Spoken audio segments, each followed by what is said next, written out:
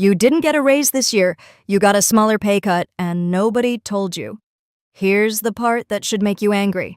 Your salary number went up, your bank app showed more dollars, but the life those dollars buy, it quietly got smaller. You worked the same hours, maybe harder, and somehow the cart costs more, the rent costs more, and the same paycheck stretches less. That's not bad luck. That's a tax you never voted for, never signed up for, and never even saw in a statement. In the next 10 minutes, I'm going to show you exactly how this silent tax robbed you this year, why your brain refused to notice, and what people who actually build wealth do about it. Stay with me. Because once you see this, you can't unsee it. Section 1. The raise that wasn't. Let's start with the lie that feels like good news. You got a raise, 3%, maybe 4%. You felt it for about a week. New number, little dopamine hit, you told your family. Picture it. You open the email, you see the new salary, and for one night you feel like you finally made it. Then the first bill hits, and that feeling is gone. Then nothing changed. The relief vanished. And you blamed yourself. Here's what actually happened. Economists have a name for this. They call it the money illusion. Your brain counts dollars. It does not count what those dollars can do. So when your salary goes up 3%, you feel richer. But if prices went up 4% in that same year, you didn't get a raise at all. You got poorer by 1%, dressed up as a celebration. Think about that. The number on your contract is called nominal income. It's the headline. But the only thing that actually feeds you, houses you, and frees you is real income. That's what your money buys after prices move. And almost nobody talks in real terms. Your boss doesn't. Your bank doesn't. The ads definitely don't. Everyone keeps you staring at the headline number because the headline number always looks like progress. This is why you can earn more every single year and still feel like you're running in place. You are running in place, sometimes backwards. The treadmill just has a nicer display now, so the first shift is brutal but freeing. Stop asking how much you make. Start asking how much your money can actually buy. That one question changes everything that comes next. Section 2. How the silent tax steals. Now let me show you the robbery in slow motion, because inflation doesn't pick your pocket. It does something sneakier. It shrinks the thing already in your pocket. Imagine your money is a block of ice. You earn it cold and solid, but every single day it sits in your account. It melts. A little in the morning, a little at night. You don't hear it, you don't see the puddle, but the block gets smaller. This year, that melt was fast. In a lot of places, prices climbed almost 4% in 12 months. That's the fastest jump in years. And some essentials were far worse. Fuel in some markets jumped nearly 30%. Groceries kept creeping. Rent and shelter kept climbing. The stuff you can't skip is exactly the stuff that rose the most. So here's the cruel math. If your money grew 0% in the bank and prices rose 4%, you didn't stay still. You lost 4% of everything you saved. Silently. No alert. No receipt. $1,000 you were proud of now buys what $960 did last year. You didn't spend that $40? It evaporated. Picture buying the exact same groceries you bought a year ago. Same list, same store, same cart. You hand over more money and walk out with less. Nothing about you changed. Only the price did.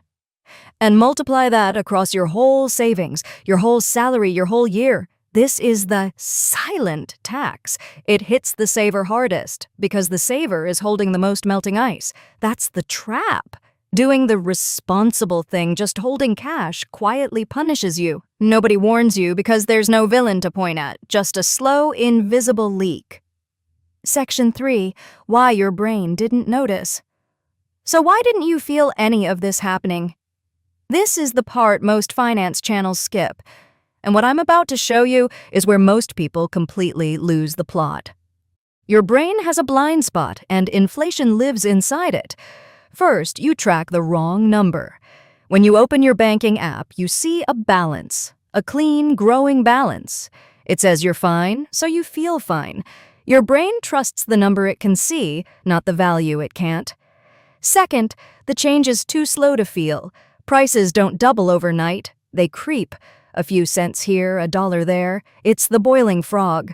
Drop a frog in boiling water and it jumps. Heat it slowly, and it never moves. Your budget is the frog, and the slower the theft, the more invisible it feels. That's not a bug. That's exactly why it works. Third, you adapt and blame yourself.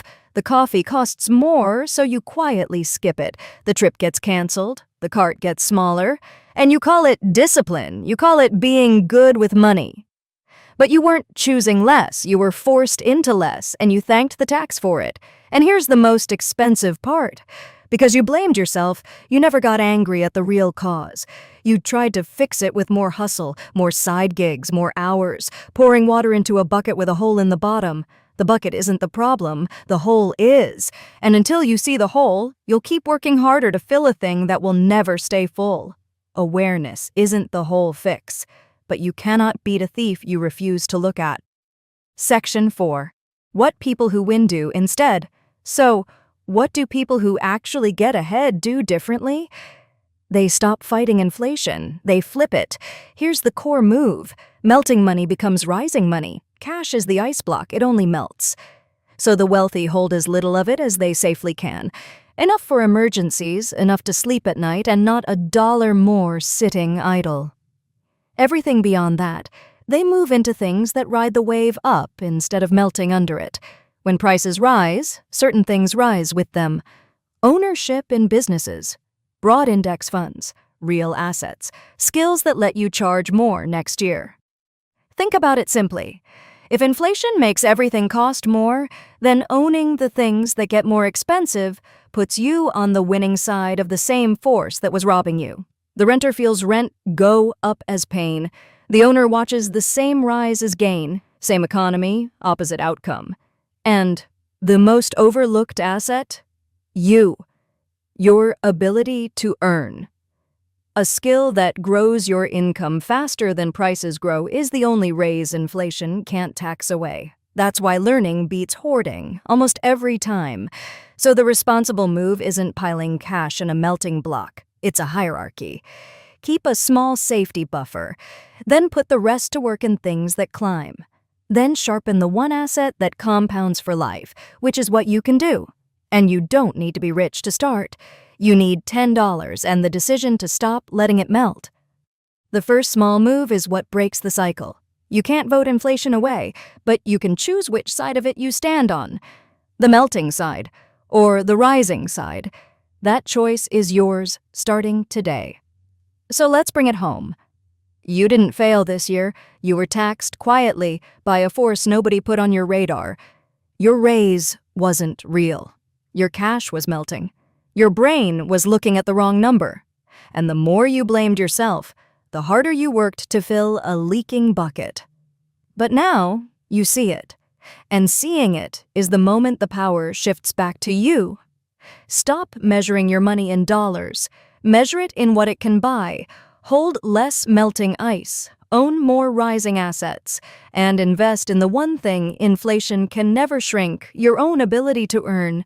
You got poorer this year without noticing. Next year you're going to get richer on purpose. If this cracks something open for you, subscribe and stay, because the people who see the game clearly are the ones who finally win it.